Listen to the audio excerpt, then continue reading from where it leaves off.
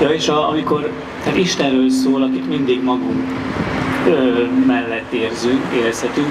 Nekem azt mondta a nagyapám testvére, aki túlélő volt, és ezért ismerhettem, hogy ha nem tudod elképzelni, akkor gondolj a jövőre, mert héberül, ezt csak magyarul lehet elmondani, héberül a jövő, ez az Isten név 3 hangja.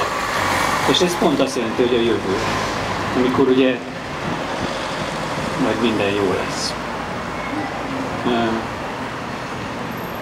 A 16. Zsolt így szól ez a rész. Shivisi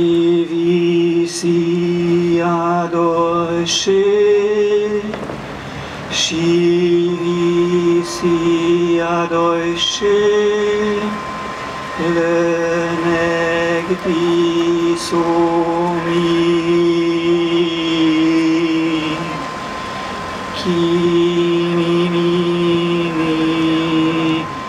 Balemoit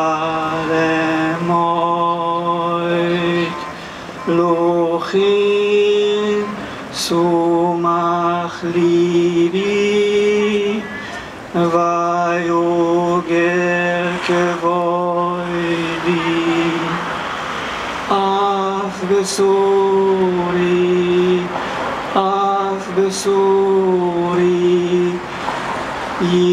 Yishkoin lo vetach